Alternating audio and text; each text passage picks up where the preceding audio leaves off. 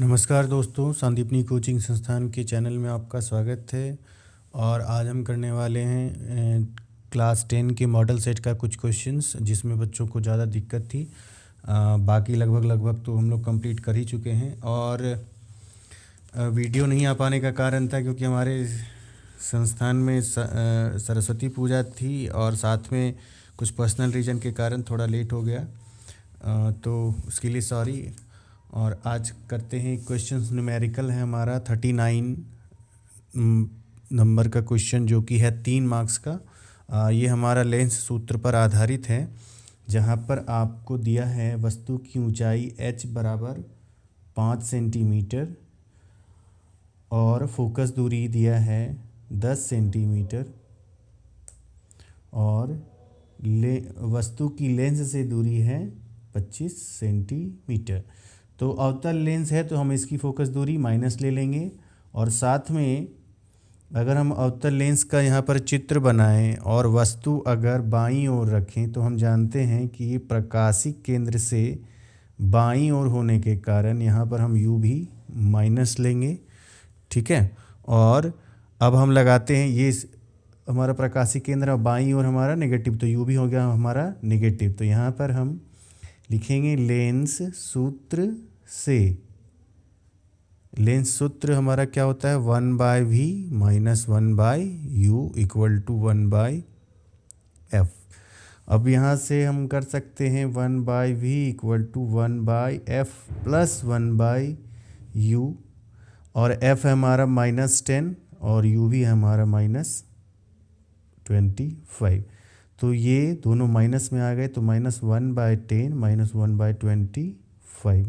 तो 25 और 10 का जो एलसीएम हो जाएगा वो 50 होगा और ये हो जाएगा -5 और ये -2। तो हम लिख सकते हैं -7/50।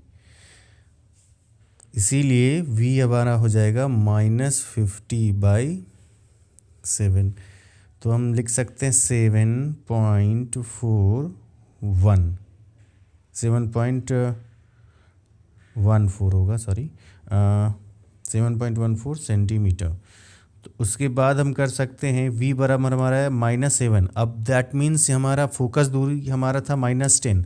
अगर इस बिंदु को हम फोकस दूरी ले लेंगे और प्रतिबिंब हमारा यहाँ बनेगा -7, तो ये क्या हो गया फोकस और प्रकाशिक केंद्र के बीच हो गया। तो हम लिख सकते हैं यहाँ पर स्थिति हमारी हो जाएगी फोकस एवं प्रकाशिक केंद्र के बीच। फोकस एवं प्रकाशिक केंद्र के बीच। उसके बाद है कि इस आकार और प्रकृति। तो आकार हम कैसे दिखाएंगे? आकार के लिए हमें चाहिए आवर्धन। और आवर्धन कैसे निकलेगा? आवर्धन हमारा 2 तरीके से निकल सकता है, या तो h'/h यानी कि प्रतिबिंब की ऊंचाई बटा वस्तु की ऊंचाई, या फिर v/u। इसका मतलब क्या है प्रतिबिंब की वस्तु से दूरी एवं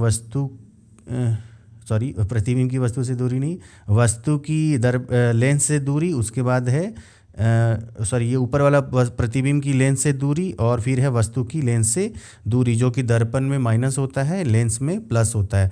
तो यहाँ पर हमारा v है -50/7 और u है हमारा -25। तो ये माइनस माइनस कैंसल, 25 2 जा 50, तो ये हो गया 2/7। अब हम कर सकते हैं h' हमारा नहीं पता है, h' हमें निकालना है यहाँ पे। तो h' हमारा आ गया 2/7। दैट मीन्स h बराबर 2/7 इंटू h हमारा कितना था 5 था, तो ये हो गया हमारा 10/7 सेंटीमीटर। इसको हम लिख सकते हैं 1.42 सेंटीमीटर। अब ये क्या है, ये प्लस में आया, इसका मतलब क्या है कि हमारा जो प्रतिबिंब है वो हमेशा सीधा बनेगा। और हम जानते ही हैं कि अवतल लेंस में हमेशा सीधा प्रतिबिंब बनता है और आभासी बनेगा। जब सीधा बनेगा तो आभासी बनेगा। तो हम यहाँ पे लिख सकते हैं प्रकृति में आभासी एवं सीधा। उसके बाद आकार, जब आकार की बात होगी तो आकार तो हमारा निकला, आकार एच डैश बराबर 1.42 सेंटीमीटर। ठीक है, एक और क्वेश्चन में बच्चों को बहुत दिक्कत थी, जो 5 मार्क्स का प्रॉब्लम है, 49 है हमारा, सॉरी 48 है, जिसमें 49 तो हम लोग वीडियो के माध्यम से बता चुके हैं, आयनिक आबंध वाला प्रश्न है। और NO2 को हम कैसे लिखते हैं, बॉन्डिंग उसका कैसे लिखेंगे, इलेक्ट्रॉन को कैसे दर्शाएंगे, तो उसको, उस वीडियो का लिंक मैं डिस्क्रिप्शन में दे दूंगा, तो आप देख सकते हैं। तो ये 48 वाला हम लोग सॉल्व करते हैं। दिया है कि R1 R2 R3 समांतर संयोजन में है, तो समांतर संयोजन में कंफ्यूज नहीं होना है, समांतर संयोजन हमारा पास क्रम है, दैट मीन्स पैरेलल। ठीक है, पैरेलल को इंग्लिश में, हिंदी में समानांतर ही कहते हैं, तो और उसे पार्श्वक्रम कहते हैं, तो पार्श्वक्रम भी कहते हैं। तो यहाँ पर क्या है कि जैसे हमारा 3 है, ये R1 हो गया, ये दूसरा वाला R2 हो गया, ये तीसरा वाला हमारा R3 हो गया। ठीक है, तो इसे अगर हम एक्सटर्नल बैटरी से कनेक्ट कर देते हैं, कोई एक बैटरी या सेल से, चलिए सेल मान लेते हैं इसको, ये प्लस हो गया, ये माइनस हो गया, इधर से करंट हमारा आई जा रहा है, ये V है वोल्टेज का सेल का। ठीक है, तो अब हम इसको लिख सकते हैं R1, ये है हमारा R2 और ये हो गया R3। तो इसका समतुल्य प्रतिरोध क्या होगा, इसके लिए व्यंजक उत्पन्न करना, मीन्स आपको फॉर्मूला डिराइव करना है। तो हम जानते हैं कि यह पैरेलल है, इसका मतलब क्या हुआ कि हमारा जो करंट I होगा यह 3 भाग में बंटेगा। ये हमारा होगा I1, इसको मान लेते हैं, ये हो जाएगा I2 और ये हो जाएगा I3। ठीक है, और वोल्टेज हमारा क्या होता है, सब में सेम जाएगा, R1 R2 R3 तीनों के लिए हमारा वोल्टेज सेम रहेगा। अब हम क्या कर सकते हैं कि इसका जो वोल्टेज है उसको हम इक्वेट करेंगे, जैसे कि हम जानते हैं कि माना समतुल्य प्रतिरोध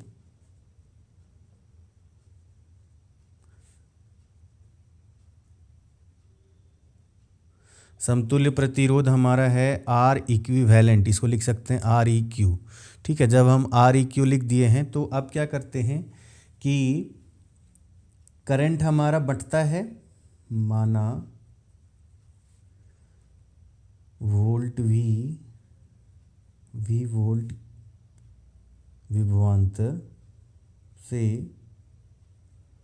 विभवांतर एवं धारा I है। और हम जानते हैं, यहाँ पे लिखेंगे, हम जानते हैं कि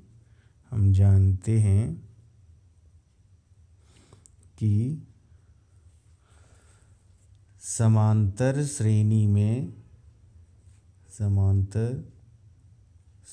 में धारा बंट जाती है, प्रतिरोधों में बंट जाती है। ठीक है, उसके बाद इसीलिए R1 में I1 धारा, उसी तरह R2 के लिए हमारा R2 के लिए I2 और R3 के लिए हमारा हो जाएगा I3।